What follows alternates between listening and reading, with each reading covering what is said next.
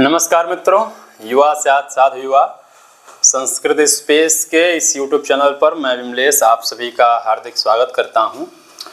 जैसा कि आपको पता है कि प्रोफेसर बैच के माध्यम से हम लोग UGC नेट JRF और उसके साथ ही साथ UPHSC और RPSC के परीक्षाओं की तैयारी कर रहे हैं।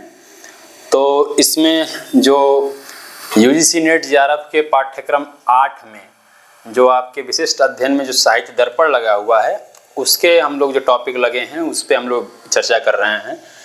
तो इस चर्चा की कड़ी में हम लोग पिछले 2 वीडियो के माध्यम से शुरुआत के जो 2 आपका टॉपिक है काव्य की परिभाषा और काव्य की अन्य परिभाषाओं का खंडन, मतलब आचार्य विश्वनाथ के पूर्व में जो आचार्य हुए जिन्होंने काव्य के लक्षण के रूप में जो अपना लक्षण दिया है उनमें उन्होंने क्या कुछ कमियां निकाली हैं। उन कमियों को दिखाते हुए अपनी उक्ति देते हैं कि उसमें कमी किस प्रकार है, उनका लक्षण यह स्वीकार्य क्यों नहीं है। इस बात पर चर्चा करते हुए अपनी उक्ति वो अंत में रखेंगे कि उनके माध्यम से या उनके मत में काव्य के लक्षण क्या होना चाहिए।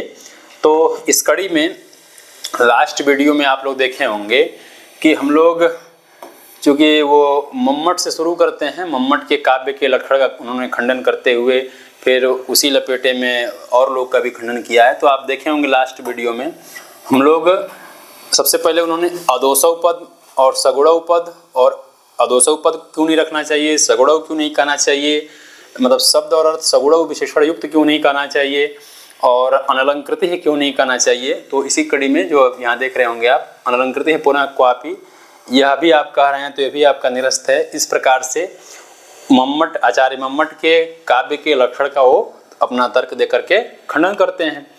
और इसके बाद इसी कड़ी में वक्रोक्ति काव्य जीवोत्तम के जो रचनाकार हैं आचार्य कुंतक, वो भी चूंकि अलंकार को ही स्वरूप का आधान मानते हैं, मतलब काव्य के लक्षण के रूप में, काव्य की आत्मा के रूप में अलंकार को ही मानते हैं। जो कि वो बता दिए कि आचार्य विश्वनाथ क्या बता दिए हैं कि काव्यों में अलंकार की स्थिति क्या होती है, तो वह केवल उत्कर्ष का आधान करता है न कि स्वरूप का आधान करता है, इसलिए वो अभी काव्य की आत्मा के रूप में स्वीकार नहीं कर सकते हैं। इसलिए वक्रोक्ति काव्य जीवित जो है इनका भी लक्षण क्या हो जाएगा, स्वतः खंडन हो जाएगा। ठीक है। इसके बाद वो लक्षण भी देते हैं कि आप जो जिसमें केवल ये माने हैं कि स्फुट अलंकार मतलब अलंकार की स्फुटता नहीं भी होगी तो भी उसको हम काव्य की श्रेणी में रखेंगे, इसका खंडन करते हुए बताते हैं। इसके बाद वह जो आचार्य भोज हैं उनका भी काव्य लक्षण जो आचार्य मम्मट हैं उसी प्रकार से है। तो जो कार्य मम्मट भी जी बताए हैं जो इनके हिसाब से गलत है तो ये भी आचार्य भोज भी स्वतः क्या हो जाएंगे, खंडित हो जाएंगे। ठीक है। तो पिछले वीडियो के माध्यम से हम लोग काव्य के स्वरूप के बाद काव्य के अन्य परिभाषाओं के खंडन के प्रक्रम में मम्मट के लक्षण के खंडन का और कुंतक और भोज के जो काव्य के लक्षण उनके खंडन के बारे में हम लोगों ने अच्छे से चर्चा कर लिया है। ठीक है। आज हम लोग चलेंगे उसके आगे भी 2 आचार्यों का उन्होंने खंडन किया है। तो क्या किस प्रकार से खंडन किया है आइए देखते हैं। तो अगले कड़ी में आते हैं वो ध्वन्यालोककार आचार्य आनंदवर्धन पे। ध्वन्यालोक के आचार्य कौन है, आनंदवर्धन, जो ध्वनि संप्रदाय के प्रवर्तक आचार्य हैं। ठीक है। तो इसके उनके काव्य लक्षण का वो क्या करते हैं, खंडन करते हैं। और एक चीज़ आपको बता दें कि जो भी हम लोग ये पंक्तियां पढ़ रहे हैं, ठीक है, ये पूरी पंक्तियां हम लोग पंक्तिशः अध्ययन कर रहे हैं। ठीक है। आपके पाठ्यक्रम मतलब साहित्य दर्पण के प्रथम परिच्छेद में जो भी पंक्तियां हैं उन पंक्तिशः हम लोग क्या कर रहे हैं, उसका अध्ययन कर रहे हैं। इसलिए यदि आपको कोई कठिनाई महसूस हो तो आप जो पुस्तक है उस पुस्तक को भी सामने रख करके आप वीडियो को देखते हुए तैयारी अपना कर सकते हैं। ठीक है। नहीं तो बाकी यदि आप इससे भी सहूलियत महसूस करके नोट्स बनाना चाहते हैं तो इससे भी बना सकते हैं। इन शॉर्ट चाहे जैसे आपको बनाना हो बना सकते हैं। ठीक है। ये पंक्तिशः हम लोग पढ़ रहे हैं, कई भी पंक्ति कटी नहीं है, जितने भी पंक्तियाँ हैं सभी पंक्तियों के बारे में हम लोग चर्चा कर रहे हैं। ठीक है। तो कहते हैं कि यत्तु ध्वनिकारेण उक्तम, जो ध्वनिकार हैं आचार्य आनंदवर्धन वो कहते हैं, तो कहते हैं क्या कहते हैं कि काव्यस्यात्मा ध्वनि ही, मतलब काव्य की आत्मा ध्वनि है। काव्य की आत्मा के रूप में वो ध्वनि को स्वीकार करते हैं। कहना ठीक है, ध्वनि स्वीकार कर लें, चलिए हम भी मान लेते हैं। तो एक बात बताइए, आप इसके 3 भेद बता दिए हैं, वस्तु, अलंकार और रस। क्या बता दिए हैं? वस्तु, अलंकार और रस। तो एक हमको बात क्लियर करिए कि क्या वस्तु, अलंकार, रसादि लक्षण त्रिरूपो ध्वनि काव्यस्य आत्मा, ये क्या वस्तु, अलंकार और रस ये तीनों के लक्षण, तीनों रूप के जो ध्वनि हैं उनको हम काव्य की आत्मा के रूप में स्वीकार करेंगे कि केवल रसादि रूप मात्रो वा, कि केवल इन तीनों में से केवल रस आदि रूप को ही हम काव्य की आत्मा के रूप में स्वीकार करेंगे? भाई साहब ये आप चीज क्लियर नहीं किए, ठीक है? तो इसलिए आप यदि आप ये चीज क्लियर नहीं किए तो एक बात सुन लीजिए हमसे।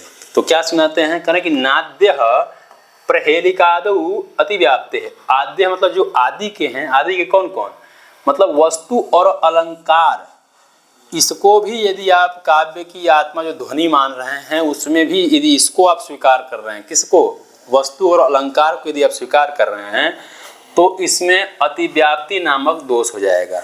यदि आप ऐसा ही मान लेंगे तो थोड़ी बहुत हंसी खुशी, तो मान लीजिए चुटकुला टाइप नहीं होता है, प्रेलिका मतलब क्या होता है? कथा कहानी, चुटकुला टाइप का कुछ भी, तो उसमें भी तो हंसी खुशी मिलती है, उसमें भी हमको थोड़ा बहुत रस की प्राप्ति भी होती है। तो क्या उसको भी आप काव्य मतलब काव्य की आत्मा के रूप में या उसको अंतिम परिणति के रूप में स्वीकार कर लेंगे?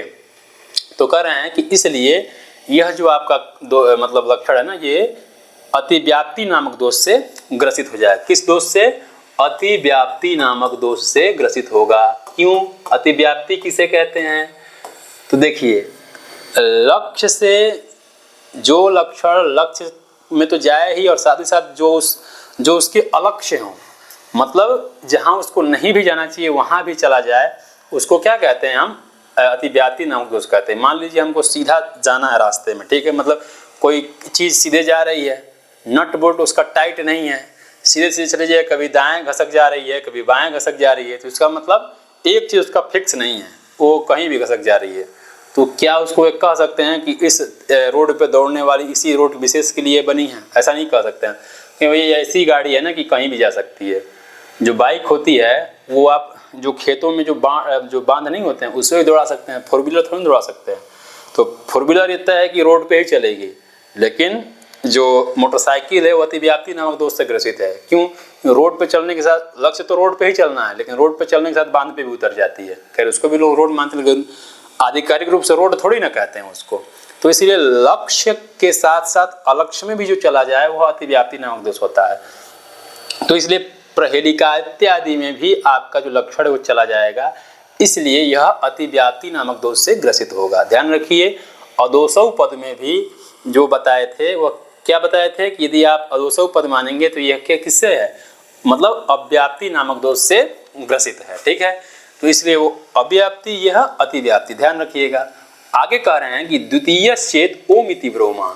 यदि आप महाराज जी द्वितीय वाला जो मतलब जो रसादि रूप मात्र हुआ, यहाँ जो कह रहे हैं ना कि उत रसादि रूप मात्र हुआ, यदि आप ऐसा स्वीकार कर रहे हैं तो महोदय ये हमको भी मंजूर है, हम भी इस बात को मानते हैं। लेकिन दिक्कत ये है कि आप क्लियर नहीं किए हैं, ये तो हम कह रहे हैं ना, आप तो कह नहीं हैं।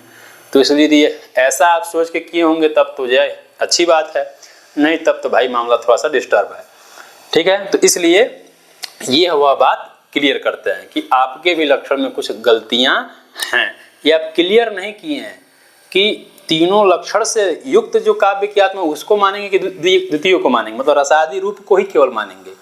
तो यदि रसादि रूप को मानेंगे तब तो ठीक बात है, और नहीं तो आपके भगवान मालिक हैं, ठीक है? इस पे फिर से कोई मान लीजिए प्रश्न करता है कि ठीक है आप रसादि रूप को मानिए, तो एक बात बताइए कि ननु यदि रसादि रूप मात्रो ध्वनि ही काव्यस्यात्मा तदा, यदि केवल रसादि रूप मतलब जो जहाँ पे रस की प्राप्ति हो वही काव्य की आत्मा हम मतलब मानेंगे, यदि आप ऐसा कह रहे हैं तो एक बात बताइए तब यहाँ क्या होगा?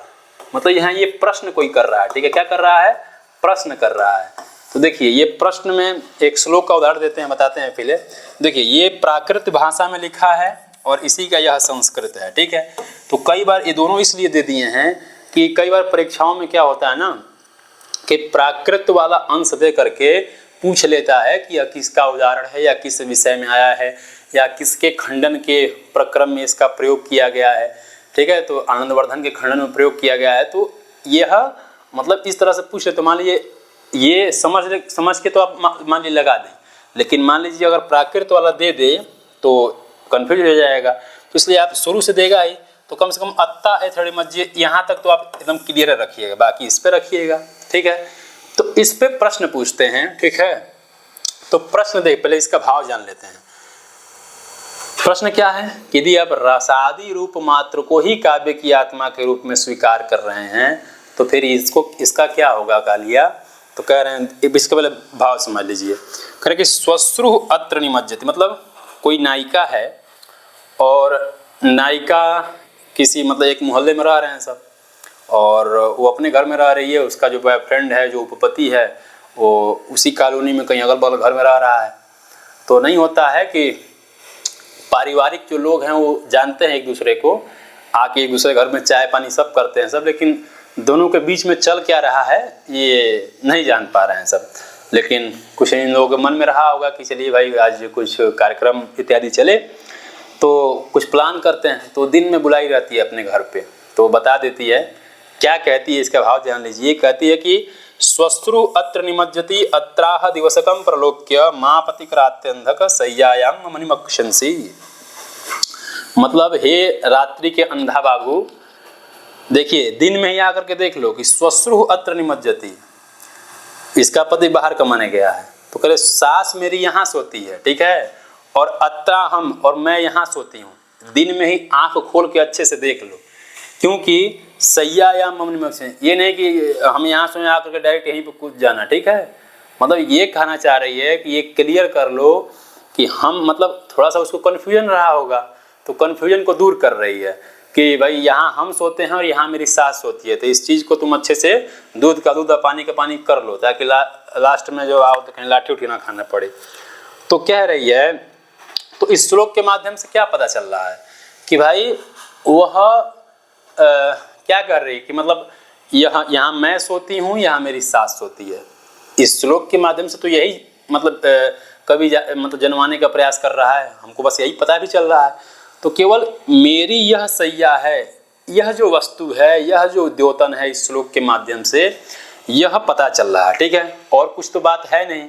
तो कह रहे हैं कि यदि आप रसादी रूप को मानेंगे, यदि आप केवल रसादी रूप मात्र को काव्य की आत्मा के रूप में स्वीकार करेंगे, तो वही कह रहा है कि ऐसे श्लोक को जिसको काव्य की कोटि में रखा गया है, यदि आप ऐसा मानेंगे तो कह रहे हैं कि वस्तु मात्रस्य व्यंग्यत्वे कथम काव्य व्यवहार इति चेत, जहाँ पे केवल वस्तु मात्र ही व्यंग होगा और कुछ नहीं होगा, तब उसको आप कैसे काव्य की श्रेणी में रखेंगे? भाई उसको तो नहीं रख पाएंगे ना। ऊपर से आप कह रहे हैं रसादी रूप मात्र, मतलब रसादी रूप को वो क्यों मान लीजिए आनंदवर्धन के लक्षण में कहने कि यदि आप रसादी रूप को काव्य की आत्मा के रूप में स्वीकार रहे हैं तब तो बढ़िया बात है, इसको हम भी स्वीकार करते हैं। तो इसीलिए कोई उठ करके सवाल पूछ दिया, भैया एक बात बताइए, आप भी इसको मान ले रहे हैं तो इस स्थिति में क्या करेंगे? वो तो वस्तु कहे ना, लेकिन आप तो वस्तु काट दे रहे हैं, उनके हिसाब से तो ये मतलब काव्य के अंतर्गत आएगा है, लेकिन आप वस्तु मतलब विश्वनाथ वस्तु अलंकार को काट रहे हैं तो ये तो नहीं आएगा। तो इसी पूर्व पक्ष को मतलब प्रश्न को उठा करके वह उत्तर दे रहे हैं कि यदि ऐसी बात जहाँ वस्तु मात्र की व्यंग मतलब पूर्व पक्ष कोई पूछ रहा होगा कि जहाँ पे केवल वस्तु मात्र की व्यंग्यता होगी तो उसको काव्य की श्रेणी में कैसे रखेंगे आप? केवल इस श्लोक के माध्यम से तो यही पता चल रहा है कि हमारी यह सैया है और तुम्हारे और हमारे मतलब मेरी सास की यह सैया है। तो कह रहे हैं कि न, यह भी आएगा काव्य की श्रेणी में। क्यों? क्योंकि अत्रापि रसाभासवत्तया एव इति ब्रूमः, यहाँ भी रस का आभास है, यहाँ भी श्रृंगार का आभास है। क्यों है? तो एक बात बताइए, अगर ऐसा तो है नहीं कि कोई अपने घर पे किसी को ऐसे ही मुंह उठा के बुला देगा, भाई कुछ ना कुछ दोनों के मन में तो चल रहा होगा। तो मान लीजिए वो दोनों के मन में कुछ प्लान इत्यादि किए होंगे, मतलब एक दूसरे के मन में एक दूसरे के लिए श्रृंगार का भाव, प्रेम का भाव मतलब हुई होगी, मतलब उनके अंदर है, तभी वह एक दूसरे से समागम करना चाह रहे हैं, तभी वह एक मंच पर एक साथ आना चाह रहे हैं, तभी वह एक चारपाई पे एक साथ आना चाह रहे हैं। नहीं तो ऐसे तो कोई किसी को बुला नहीं सकता है, और उसके अंदर उनके अंदर प्रेम तो होना ही चाहिए ना, बिना प्रेम को तो बुला नहीं सकते हैं। तो इसलिए यहाँ भी इस कार्यक्रम के पीछे अंदर रस छिपा हुआ है, या बिना रस का नहीं है।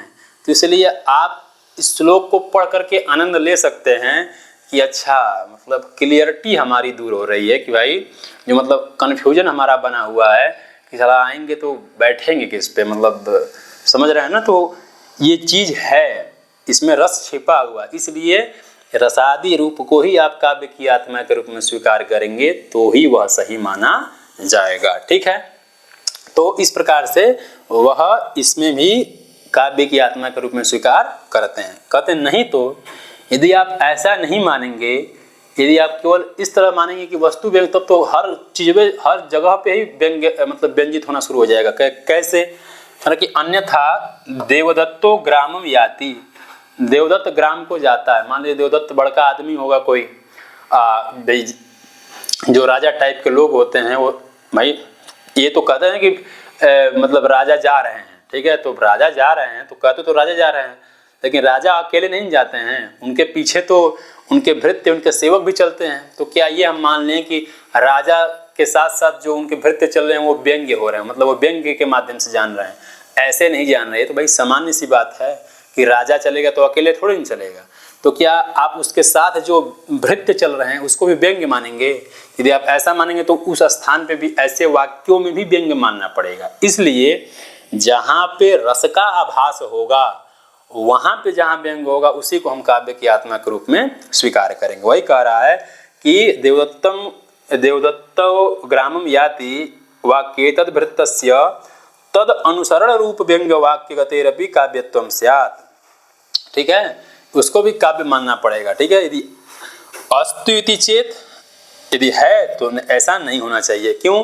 क्योंकि रसवत एव काव्यत्व अंगीकारात्, रसवान रस से पूर्ण जो होता है उसी को हम काव्य की श्रेणी में रखते हैं, अन्यथा किसी को भी हम काव्य की श्रेणी में नहीं रखते हैं।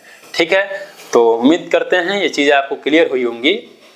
तो इसको आपको क्या ध्यान रखना है कि वह आचार्य आनंदवर्धन के लक्षण का खंडन करते हैं, और खंडन में मान लीजिए पूछ दे कि वो जो तीन भेद मानते हैं वस्तु, अलंकार और रस में, जो आचार्य विश्वनाथ हैं वह किसको मानते हैं? तो वह रस को मानते हैं। ये भी ध्यान रखिएगा, यहाँ से यह क्वेश्चन बन सकता है। इसके बाद और कुछ कहते हैं, उस पर चर्चा कर लेते हैं आगे क्या है। ठीक है, तो ये आचार्य विश्वनाथ का जो आचार्य आनंदवर्धन का जो लक्षण किस प्रकार से खंडित हुआ, इस पे हम लोग चर्चा कर लिए। आगे देखते हैं आगे क्या है। कह रहे हैं कि देखिए जो रस से पूर्ण होता है, मतलब काव्य का प्रयोजन, मतलब जो रस से पूर्ण होता है उसी को हम काव्य के रूप में स्वीकार करते हैं। और काव्य का प्रयोजन क्या होता है, तो उस पर एक चर्चा कर रहे हैं कि काव्यस्य प्रयोजनम ही रसास्वादन पिंडन द्वारा वेद शास्त्र विमुखानां सुकुमारमतीनां राजपुत्रादीनां विनयानां रामादिवत प्रवर्तितव्यम न रावणादिवत इत्यादि कृत्याकृत्य प्रवृत्ति निवृत्ति उपदेश द्वारेण। मतलब जो काव्य का प्रयोजन होता है वह यदि सरस पूर्वक नहीं होगा, ये पीछे बताया ना कि रसवत्तु काव्यत्व अंगीकार, मतलब रसवत होता है काव्य, मतलब काव्य का अंगी रस होता है, और रस जो रस से पूर्ण होता है उसी को काव्य माना जाता है। तो भाई इसीलिए कहते हैं काव्य का प्रयोजन क्या होता है, तो कह रहे हैं कि काव्य का प्रयोजन उसे कहते हैं कि जहाँ रसास्वादन पिंड द्वारा, मतलब रसास्वादन समूह की जो सुख परंपरा है, मतलब रस के आस्वादन करने में जो मतलब बिना किसी मेहनत के, बिना किसी मतलब कठोर मेहनत के हमको रस की प्राप्ति हो जाए, सुख से रस की प्राप्ति हो जाए, इससे वेद शास्त्र विमुखानाम, वेद शास्त्र से विमुख जो वेद होते हैं ना, वह मतलब सुकुमार मतियों के लिए, मतलब जो तीक्ष्ण बुद्धि वाले होते हैं उनके लिए वेद है। जो सुकुमार मति वाले हैं भाई, अब यदि आप वेद इत्यादि में रस मानने लगे तो उनको तो कोई मतलब ही नहीं रहेगा। भाई वेद तो ऐसे ही टेढ़ा है, बहुत जो प्रकांड विद्वान माना जाता है वह वेद का अर्थ कर पाता है, लेकिन जो समाज में सभी लोग हैं उनको भी एक रस की अवस्था बता दे, वो ना काव्य होगा। तो ऐसे सुकुमार मती नाम, जो मतलब सुकुमार मती वाले हैं, ऐसे राजपुत्रादि विनया नाम, ऐसे राजपुत्र इत्यादि वाले, राजपुत्र क्यों कहें कि जो भाई जो राजा वाजा के बेटे होते हैं ना, तो वो बहुत सलेगो होते हैं सबकी, बैठ के मतलब वो से खाओ, मतलब मज़े से खाओ, किसी प्रकार का कोई दिक्कत नहीं, दिमाग पे कोई लोड नहीं, जो चीज़ें आसानी से समझने लायक होंगी वो समझेंगे, नहीं तो जय हिंद जय भारत। ठीक है, तो ऐसा शास्त्र जो वेद शास्त्र से विमुख हो, मतलब वेद तीक्ष्ण बुद्धियों वाले हैं, सुकुमार बुद्धि वाले से नहीं है, इसलिए काव्य का प्रयोजन क्या होता है, सुकुमार मतियों वाले को भी अच्छे से रस का ज्ञान करा दे। और साथ साथ क्या बताता है कि रामादिवत प्रवर्तितव्यम न रावणादिवत, और राम की तरह आचरण करना चाहिए, न कि रावण की तरह आचरण करना चाहिए, इत्यादि कृत्याकृत्य प्रवृत्ति निवृत्ति देश द्वारेण।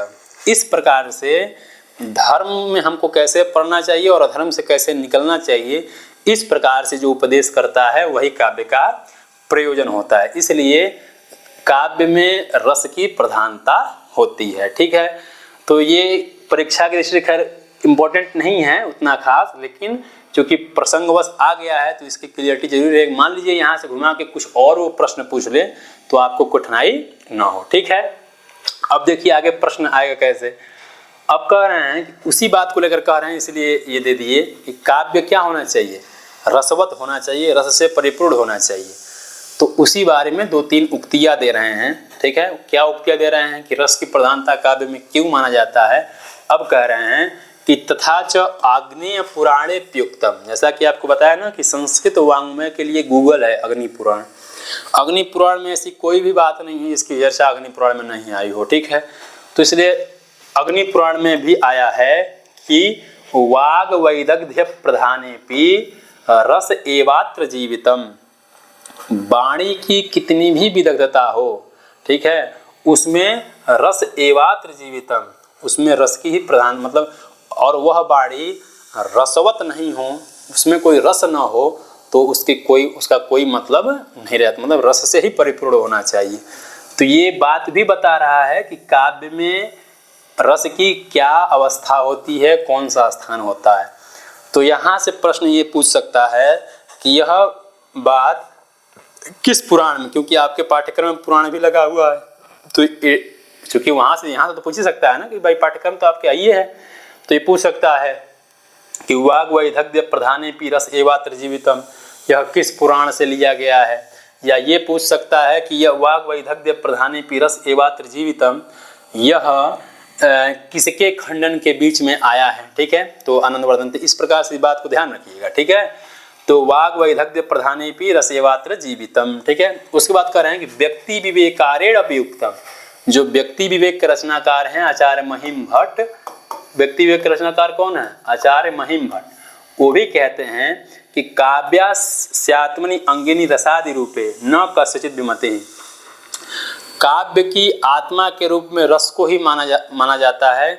इस बात पे कोई भी विमति नहीं होनी चाहिए, इस बात पे कोई भी मतलब दूसरा मत नहीं है, काव्य की आत्मा को रस को ही माना गया है। ठीक है, तो ये भी बात ध्यान रखिएगा कि काव्यास्यात्मनि अंगिनी रसादि रूपे न कस्यचित् विमतिः, यह पंक्ति आप लिख करके अच्छे से रट लीजिएगा, तोता बन लीजिएगा, क्योंकि यह सीधे पूछ सकता है कि यह किसकी उक्ति है।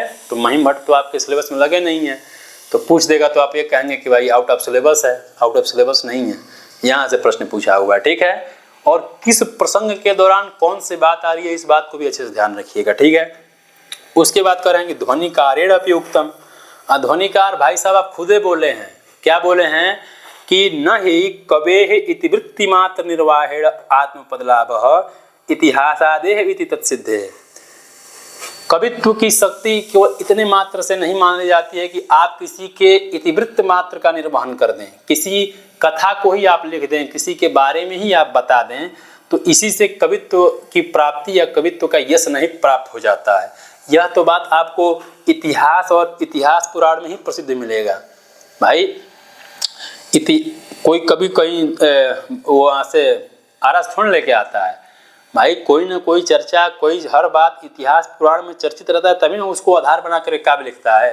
तो मान लीजिए उसी बात को यहाँ लिख दे, भाई उनका परिचय वहाँ दिया है, उठा कर एक नया किताब में लिख करके पब्लिश करा दे, तो उसको कभी थोड़ी ना मान लेंगे, उससे कवित्व की प्राप्त उससे थोड़ी ना निखरेगा। भाई उसको ला करके उसकी प्रासंगिकता दिखाए, उसकी उपयोगिता दिखाए समाज में, देश में, काल में। अगर इस तरह से जो प्रदर्शन करता है वह ना कवि की श्रेणी में आएगा, ना केवल परिचय दिखाना कवि की श्रेणी में थोड़ी ना आएगा। इसलिए वह कौन दिखा सकता है? जो सहृदय होगा, जो रस से युक्त होगा। इसलिए इन तीनों पंक्तियों को, ठीक है, जो अग्नि पुराण में उद्धृत है, जो व्यक्ति विवेक महिम भट्ट ने कहा है और जो स्वयं आचार्य अनन्यवर्धन ने कहा है, कौन पंक्ति किसने कहा है, इन सभी पंक्तियों का आप लोग अच्छे से ध्यान रखिएगा, ठीक है। इसलिए इन शॉर्ट क्या है कि काव्य रसवत होना चाहिए, ठीक है। इन उक्तियों को देख लिए। अब आगे चलते हैं। अब देखिए, अब आगे इन्हीं के बात को और देखिए, क्योंकि आप जब मूल टेक्स्ट देखेंगे ना, तो मूल टेक्स्ट में इसी पंक्ति के बाद वामन का मत दिया है, उसके बाद ये दिया है। तो चूंकि हम क्रम से पढ़ रहे हैं तो इसलिए हम क्रम से यहाँ लिख दिए हैं। अब कह रहे हैं कि अच्छा ध्वनिकारेण उक्तम, ध्वनिकार खुद बोले हैं, क्या बोले हैं कि अर्थ सहृदय श्लाघ्य काव्यात्मायो व्यवस्थित। जो अर्थ सहृदयों के लिए श्लाघनीय होता है, प्रशंसनीय होता है, उनको सरस ही समझ में आ जाता है, उसको हम काव्य की आत्मा के रूप में व्यवस्थित करते हैं। वह वाच्य प्रतीयमान के नाम से दो भेद से माना जाता है। वह भेद कितना होता है? एक वाच्य होता है और एक प्रतीयमान होता है, ठीक है। तो कह एक बात बताइए, यहाँ तो आप काव्य की आत्मा के रूप में वाच्य को ही मान लिए हैं और वहाँ शुरू में कह रहे हैं कि काव्य की आत्मा ध्वनि है, यानी आप अपने आप में ही फंस जा रहे हैं या आप खुद क्लियर नहीं है, ठीक है। तो आपके ऊपर हम क्या मतलब तर्क दें, आप खुद अपने आप में ही खत्म है। इसलिए कह रहा है कि अत्र वाच्य आत्मात्वम काव्यस्य आत्मा ध्वनि ही, वाच्य को ही काव्य की आत्मा के रूप में स्वीकार कर लेने से, ठीक है, आप क्या है, इति स्ववचन विरोधात एवं अपास्तम, आप अपने खुद वाणी के द्वारा खुद अपने आप का ही क्या कर लिए हैं, अपने आप को ही हरा दिए हैं, ठीक है। तो कई बार ये लाइन सीधे सीधे उठा कर दे देता है कि स्ववचन विरोधात एवं अपास्तम, यह जो लाइन है यह किसके मत के खंडन के क्रम में आया है, ठीक है। तो ये भी लाइन ध्यान रखिएगा। और पीछे जो काव्य रस से युक्त क्यों होना चाहिए, उसमें जो व्यक्ति विवेककार और अग्नि पुराण में और जो खुद आनंदवर्धन जो बात कहे हैं, इन सभी पंक्तियों का आप अच्छे से ध्यान रखिएगा, ठीक है। तो यहाँ इस प्रकार आनंदवर्धन के मत का इन्होंने अच्छे प्रकार से खंडन कर दिया है, ठीक है। अब आते हैं अगला खंडन, वो करते हैं आचार्य वामन का। किसका? आचार्य वामन का। वामन का खंडन क्यों हो जाता है? क्योंकि वो बताए ही हैं कि कहते हैं कि रीतिरात्मा काव्यस्य, रीति जो होता है वो काव्य की आत्मा होती है। करे इति तन न रीते, वह रीति काव्य की आत्मा नहीं हो सकती है। क्यों? क्योंकि संगठना विशेषत्वात्। यहाँ देखिए अभिकथन कारण के रूप में यह दे सकता है, चीजें क्लियर है, लेकिन पंक्ति उठा के तो कई बार कंफ्यूजन हो जाता है। तो रीतिरात्मा काव्यस्य इति रीतेः काव्यस्य आत्मा यहाँ दे दे, और दे दे कि संगठना विशेषत्वात्, यह किसका मत है, इतना विकथन दे दे, कारण दे दे नीचे वामन, तो मत दोनों सही होगा, क्योंकि इस हिसाब से सही है, लेकिन यहाँ खंडन कर रहे हैं, तो ये भी ध्यान रखिएगा। तो ये संगठना विशेष के कारण रीति काव्य की आत्मा होती है, ठीक है। पद संयोजन, जहाँ पदों का संयोजन किया जाए उस प्रकार से रीति को काव्य की आत्मा मानते हैं। तो कह रहे हैं आचार्य विश्वनाथ की संगठनायाश्च अवयव संस्थान रूपत्वात् आत्मनश्च तद्भिन्नत्वात्। आपको बताया ना कि काव्य की आत्मा रस होता है, और जो ये हैं यह अवयव संस्थान विशेषत्वात् होता है। यह शरीर के अवयव के रूप में रीतियाँ होती हैं। शरीर में जितनी भी चीज़ें आप चढ़ाएंगे वो कुछ न कुछ कारीगर ही होंगे, मतलब काव्य की उत्कर्ष को बढ़ाने वाले होंगे। इसलिए रीति को भी काव्य की आत्मा के रूप में स्वीकार नहीं किया जा सकता, इसलिए ये भी गलत उक्ति है, ठीक है। तो इस प्रकार से उन्होंने क्रमशः किसका आप देखेंगे, क्रमशः उन्होंने मम्मट का, ठीक है, मम्मट के बाद कुंतक का, और कुंतक के बाद उन्होंने भोज का नाम नहीं लिया है, लेकिन वो लक्षण भोज का ही है, मम्मट कुंतक भोज। उसके बाद आनंदवर्धन का, ठीक है, उसके बाद आपका अंतिम में आचार्य वामन, ठीक है। अगर विशेषता देखेंगे तो केवल 4 आचार्य, लेकिन ऐसे देखेंगे तो कुल 5 आचार्यों के लक्षणों का उन्होंने क्या किया है, खंडन किया हुआ है, ठीक है।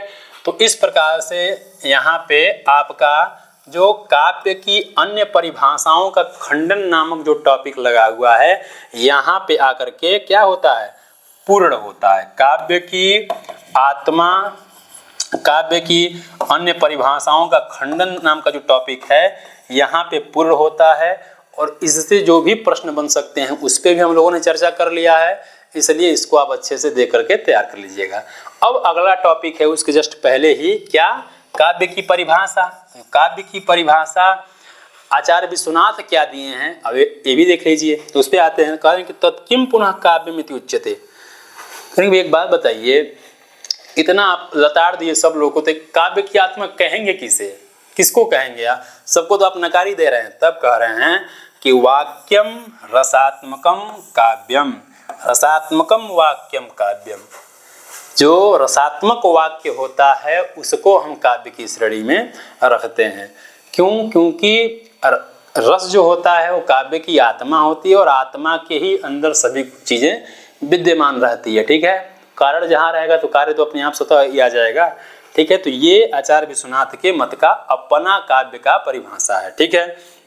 उसी प्रकार है कि रस स्वरूपम निरूपयिष्यामः, ठीक है। यहाँ आप ये बस जानिए कि काव्य वाक्यात रसात्मक वाक्य को काव्य की आत्मा कहते हैं, ठीक है। तो चूंकि आपके साहित्य दर्पण में रस स्वरूप नहीं लगा हुआ है, काव्य प्रकाश में हम लोग पढ़ेंगे, इसलिए कह रहे हैं कि रस स्वरूपम निरूपयिष्यामः, रस स्वरूप को हम आगे तृतीय परिच्छेद में अच्छे से बताएंगे, ठीक है। बस यहाँ आप ये जानिए कि रसात्मक वाक्य काव्य कहलाता है। इसके बाद रस एव आत्मा सार रूपतया जीवनाधायक यस्य, ठीक है। सार रूप से रसात्मक वाक्य ही रस ही है आत्मा, ऐसे सार रूप वाले, मतलब जिस काव्य का जीवनाधायक रस होता है उसी रस को ही हम काव्य की आत्मा के रूप में स्वीकार करते हैं। तेन बिना तस्य काव्यत्व अभावस्य प्रतिपादित्वात्, उसके बिना काव्य की अभावता रहती है, वह काव्य नहीं माना जाता है। यह बात पीछे ही चर्चा हम लोगों ने कर लिया था कि रस के बिना क्या है, अभी पीछे चर्चा किए थे ना कि जो काव्य होता है रसवत होना चाहिए, रस से परिपूर्ण होना चाहिए, उसकी चर्चा हम लोगों ने पीछे ही कर लिया है, ठीक है। इसे अब एक बार देखिए, रस्यते इति रसः, रस्यते इति रसः, जिसका आस्वादन किया जाए उसे रस कहते हैं। देखिए ये व्युत्पत्ति भी दे करके कई बार पूछ लेता है कि आचार्य विश्वनाथ के अनुसार रस की व्युत्पत्ति क्या, ठीक है। तो इसको ध्यान रखिएगा, रस्यते इति रसः, यह व्युत्पत्ति है, इसको भी ध्यान रखिए, ठीक है। इति व्युत्पत्ति योगात् भाव तदाभास भासादयोपि गृह्यन्ते, जो रसादि है मतलब कई जगह डायरेक्ट रस होता है, कई जगह रस की आभास हो, कई बार हमको केवल भाव देखने को मिलता है कि चलो भावुक व्यक्ति है, इससे हम बातचीत थोड़ा बड़ा कर सकते हैं। कई जगह हम रस का आभास होता है, रस हमको डायरेक्ट मिलता नहीं है, लेकिन रस का भान केवल होता है, ठीक है। तो इसलिए इसका भी ग्रहण हो जाता है, ठीक है। तो इस प्रकार से यह काव्य की आत्मा उन्होंने जो रस माना हुआ है, वाक्यम रसात्मकम काव्यम, यह थोड़ा सा उन्होंने चर्चा किया, ठीक है। अब आगे चलते हैं, आगे क्या है, तो कह रहे हैं देखिए, अभी यहाँ उदाहरण भी देकर कई बार पूछ लेता है, तो कह रहे हैं कि रस का उदाहरण क्या है। देखिए रस का उदाहरण देते हैं कि शून्यम वास गृहम विलोक्य शयनात् उत्थाय किंचित क्षणैः, ठीक है। तो ये रस का उदाहरण है, आचार्य विश्वनाथ ने रस का उदाहरण क्या दिया हुआ है। चूंकि डायरेक्ट नहीं लगा, लेकिन इनडायरेक्ट तो आ ही जा रहा है, तो इसलिए भी महत्वपूर्ण ही है, ठीक है। इसका भाव क्या है, रस का उदाहरण क्यों है, क्योंकि डायरेक्ट जहाँ पे आपको रस की प्राप्ति हो, रस की प्राप्ति यहाँ पे इसलिए है कि मान लीजिए दो नायक नायिकाओं की शादी हुई है, इसका भाव बस बता दे रहे हैं, अर्थ क्या चलना है।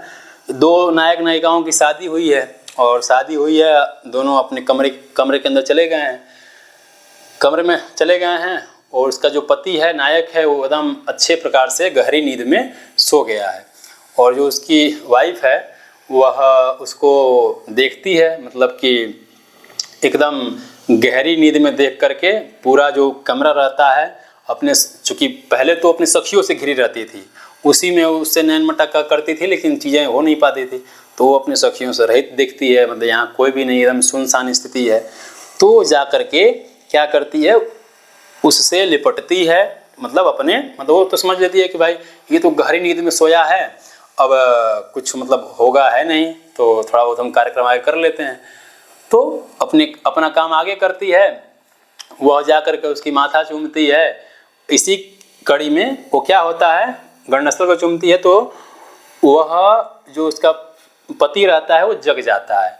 तो मान लीजिए हम ऐसे होता है ना कि भाई अगर हम अपने आप से मान करके कोई काम कर रहे हैं और सामने वाला का हम सोच रहे हैं कि पता नहीं चल रहा है, और सामने से तुरंत उसको पता चल गया, तो आदमी लज्जित नहीं हो जाता है, तो वो ऊपर रहती है तब तक वो जग जाता है, जब जग जाता है तो वह लज्जा से आँख को बंद कर लेती है, तब भी वो भी सोचता है कि चलो भाई अब ऐसी बात है, तो वो भी क्या कर लेता है, पकड़ लेता है पूरा अच्छे से। तो बस आगे का कार्यक्रम होता है, फिर वही लिखा है कि बाला चिरम चुम्बिता, मतलब देर समय तक कार्यक्रम आगे बढ़ता है, ठीक है। तो ये जो पूरी स्थिति है, ये एक एक क्षण, एक एक प्रोसेस, सब में ही रस की प्राप्ति है, ऐसा कोई भी क्षण नहीं है जहाँ रस की प्राप्ति न हो, ठीक है। इसलिए इसको शून्यम वास गृहम विलोक्य शयनात्, इसको रस के उदाहरण दिए हैं। इसके बाद त्रयसंभोग श्रृंगाराख्यो रस, जहाँ संभोग श्रृंगार है। इसके बाद भावो यथा महापात्र राघवानंद सांधि ग्रहिकाणाम, ठीक है। जो महापात्र, मतलब ये खुद उन्हीं की उदाहरण है, क्योंकि आपको शुरू में बताए ही थे कि महापात्र और सांधि विग्रह किसके उपाधियां हैं। तो भाव का उदाहरण देते हैं, यस्यालीयत सल्कसिम जलधि पृष्ठे जगन्मंडल, ये 4 लाइन का श्लोक है, लेकिन केवल पहचानने के लिए दे दिए हैं कि यह भाव रस का उदाहरण है, ठीक है। इसको भी ध्यान रखिएगा, इसमें भगवान विष्णु के 10 अवतारों के बारे में बताया गया है, ठीक है। इसके बाद रसाभास, रसाभास का उदाहरण देते हैं कि मदोद्विरेफा कुसुमैक पात्रे पपौ प्रियास्वाम अनुवर्तमान, ठीक है। ये भी रसाभास का उदाहरण, इसको भी आप अच्छे से ध्यान रखिएगा। इसमें क्या है कि कोई भंवरा है, भंवरी का मतलब भ्रमर भ्रमरी का अनुकरण करते हुए चूंकि जाते हैं, वो एक पुष्प में समा जाते हैं, तो वहाँ तिर्यक, वही लिख रहा है कि तिर्यक विषय, मतलब एक हम लोगों के अलावा जो दूसरा विषय है उसमें भी रस का आभास होता है, वो देख के भी पता चल सकता है। बाकी आखिर एक भ्रमर एक भ्रमरी के पीछे क्यों पड़ेगा, भाई उसके अंदर कुछ न कुछ रस की भान तो होगी ही, इसलिए यहाँ पर रस का भास हो रहा है, हमको देख करके, उसको तो हो ही रहा है, हमको देख करके रस का भास हो रहा है, इसलिए यह श्लोक रसाभास का उदाहरण हुआ, ठीक है। तो कौन किसका उदाहरण है, इसको आप लोग अच्छे से ध्यान रखिएगा, ठीक है। आगे चलते हैं, आगे है दोषा पुनः काव्य किम स्वरूपम। अब देखिए शुरू में बताए ना कि काव्य होना चाहिए, अदोषौ पद आप जो रख रहे हैं, मतलब न दोषो अदोषो वाला जो करेंगे, दोष रहित काव्य नहीं कह सकते हैं आप। तो कहे कि भाई ठीक है, मम्मट जी को तो आप रेल दिए कि भाई नहीं होना चाहिए, तो एक बात बताइए, ये भी आप बात बोले हैं कि कोई भी काव्य दोष रहित नहीं होता है, थोड़ा बहुत दोष तो होता ही होता है। तो बताइए काव्य में दोष की स्थिति क्या होती है, वो कैसा होता है, काव्य में उसका स्वरूप कैसा होता है। तो कह रहे हैं कि इति उच्यन्ते, ये होता है कि दोषास तस्यापकर्षकाः, दोष जो होता है दोषाः तस्या, यहाँ ध्यान रखिएगा, यहाँ कई बार प्रश्न पूछ लेता है तस्या से क्या मतलब होता है, तस्य मतलब होता है रसस्य, मतलब एक बार कई बार पूछा भी है कि यहाँ तस्य पद से क्या लिया गया है, तो तस्य पद से लिया गया है तस्यापकर्षकाः, दोषास तस्यापकर्षकाः, ठीक है। तो दोषास तस्यापकर्षक, तस्य का अर्थ यहाँ रस है, तो दोष जो होता है रस का अपकर्षक होता है और रस को हानि पहुंचाने वाला होता है, ठीक है। तो दोष की स्थिति यही है, ठीक है। वही उसको डिफाइन कर रहे हैं कि श्रुति दुष्ट अपुष्टार्थत्वादयः कारणत्व खंजत्वादयः इव शब्दार्थ द्वारेण देह द्वारेण।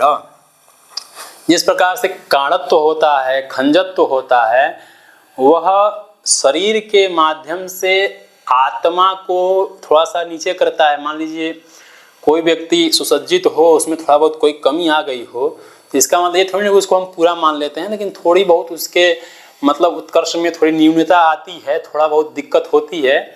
किसके माध्यम से, इसी के माध्यम से, ठीक है। उसी प्रकार जिस प्रकार से काणत्व और खंजत्व के माध्यम से शरीर के आत्मा में न्यूनता दिखाई देती है शरीर के माध्यम से, उसी प्रकार श्रुति इत्यादि जो दोष होते हैं वह शब्दों में रहते हैं। ठीक है, तो श्रुति इत्यादि दोष शब्द के माध्यम से और अपुष्टार्थत्वादि दोष अर्थ में रहते हैं।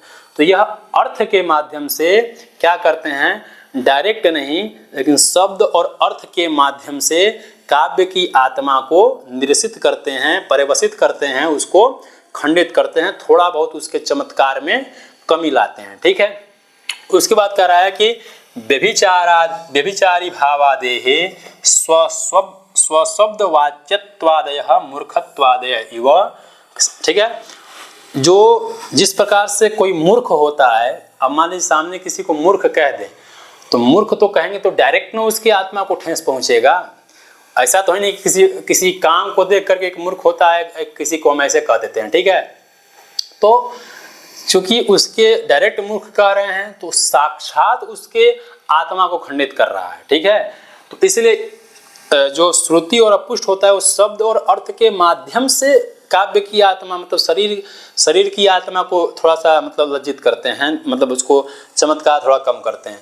लेकिन मान लीजिए किसी को हम मूर्ख कहते हैं तो डायरेक्ट किसी को मतलब थोड़ा सा लज्जित करता है। उसी प्रकार से व्यभिचारी भावादेहे स्वशब्द वाच्यता, मतलब व्यभिचारी इत्यादि जो 33 अंग होते हैं उसके शब्दों का ग्रहण करके, उसके शब्दों के कथन को कह के, उसके शब्दों को कह करके यदि हम कोई प्रयोग करते हैं तो वह साक्षात काव्यस्यात्मभूतम रसम अपकर्षयन्तः। ठीक है, वह साक्षात काव्य की आत्मा रस का अपकर्षण कराता है। तो ये बात ध्यान रखिएगा। इसीलिए ऐसे काव्यस्यापकर्षकः इत्युच्यन्ते, ऐसे काव्य के अपकर्ष को बताने वाले को हम दोष कहते हैं। तो ये बात ध्यान रखिएगा कि शब्दार्थ द्वारेण, शब्द और अर्थ के द्वार से कौन काव्य की आत्मा को थोड़ा न्यूनता देता है, हानि पहुंचाता है, तो वह है श्रुति दुष्टार्थत्वादय। यह सीधे पता मतलब किसी के माध्यम से जाता है।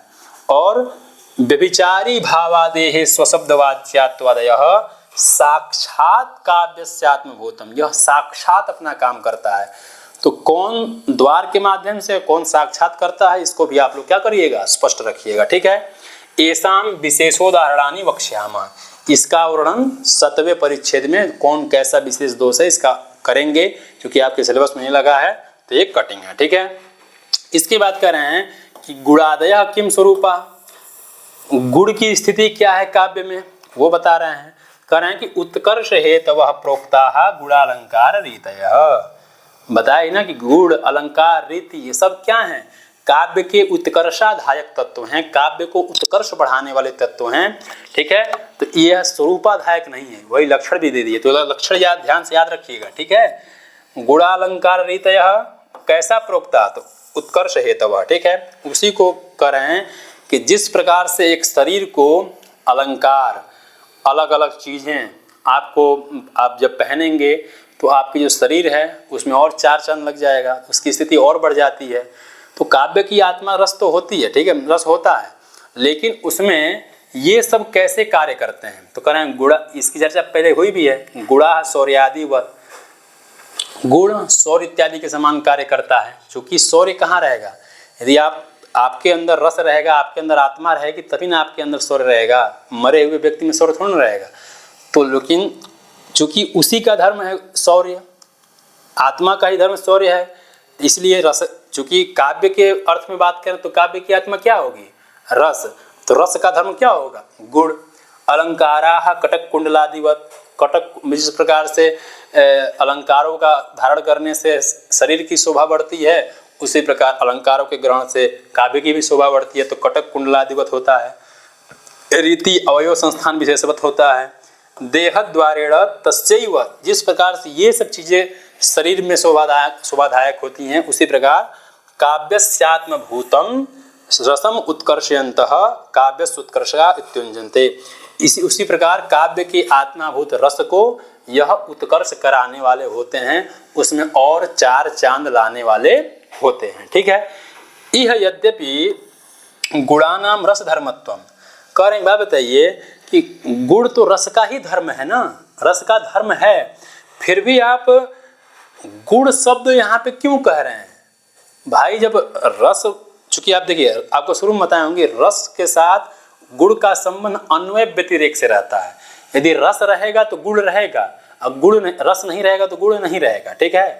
तत्सत्व तत्सत्वम, तत्सत्व तत्सत्वम, ठीक है, मतलब उसके रहने से वह गुण रहेगा और उसके नहीं रहने से वह नहीं रहेगा। तो जब रस कह ही रहे हैं आप तो गुण तो स्वतः रहेगा ही, तो गुण कह क्यों रहे हैं आप? क्या आवश्यकता है दोबारा कहने की? तो कह रहे हैं कि गुण शब्द यहाँ पे, गुण शब्द अत्र गुणाभिव्यंजक शब्दार्थयो उपचर्यते, जो गुण के अभिव्यंजक हैं, गुण को बताने वाले हैं, ऐसे शब्द और अर्थ में लक्षणा के माध्यम से वो मान लेते हैं, ठीक है, मतलब उसको गौण रूप से बताने वाले होते हैं। अर्थात अतश्च गुणाभिव्यंजका शब्दाः रसस्योत्कर्ष, मतलब इन शॉर्ट क्या है कि जो गुण होता है वह रस के उत्कर्ष को बढ़ाने वाला ही होता है, ठीक है। इत्युक्तम भवतीति प्रागे उक्तम, ठीक है, इसके बारे में हमने पहले ही चर्चा कर लिया, ठीक है। तो कुल मिला जुला करके बात, और आगे क्या कर रहा है कि ऐसा हम इसका भी विशेष उदाहरण आगे कहेंगे, ठीक है। इस प्रकार से काव्य स्वरूप निरूपणो नाम प्रथम परिच्छेद, आपका इस प्रकार से यहाँ पे प्रथम परिच्छेद समाप्त होता है। तो प्रथम परिच्छेद समाप्ति के अंदर आप लोगों ने क्या क्या जान लिया? ये तो सभी चीजें जान लिया, कैसे कैसे प्रश्न बनते हैं। तो दो टॉपिक आपके क्लियर हो गए। कौन कौन टॉपिक आपके क्लियर हो गए? एक है आपके काव्य की अन्य परिभाषाओं का खंडन, ठीक है, काव्य की अन्य परिभाषाओं का खंडन नाम का जो टॉपिक है उसके बारे में हम लोगों ने जान लिया। उसके बाद जो काव्य की परिभाषा लगा है, ठीक है, काव्य की परिभाषा, इसके बारे में हम लोगों ने अच्छे से जान लिया, ठीक है। तो आपके जो दो टॉपिक हैं ये, इसके सभी महत्वपूर्ण बिंदुओं के बारे में हम लोगों ने चर्चा कर लिया। तो आप इन सभी वीडियो को देख करके अच्छे से इनको समझिए और समझ करके नोट्स बना करके इसको क्लियर कर लीजिए, ताकि यहाँ से कोई भी प्रश्न बने तो आपके प्रश्न क्या हों, गलत ना हो, ठीक है। आपका इस प्रकार से प्रथम परिच्छेद समाप्त हो गया। अब इसके बाद शायद शब्द शक्ति है, तो अब आगे शब्द शक्ति पे चर्चा करेंगे, ठीक है। तो दो आपके टॉपिक आज क्लियर हो गया, ठीक है। तो आप अच्छे से वीडियो को देख करके तैयार करिए और आगे के विषयों को जानिए, ठीक है। इसके विषयों को जान लीजिए अच्छे से, फिर आगे के टॉपिक पर आगे चर्चा करेंगे। तब तक के लिए आप सभी को नमस्कार। युवा स्यात् साधु युवा।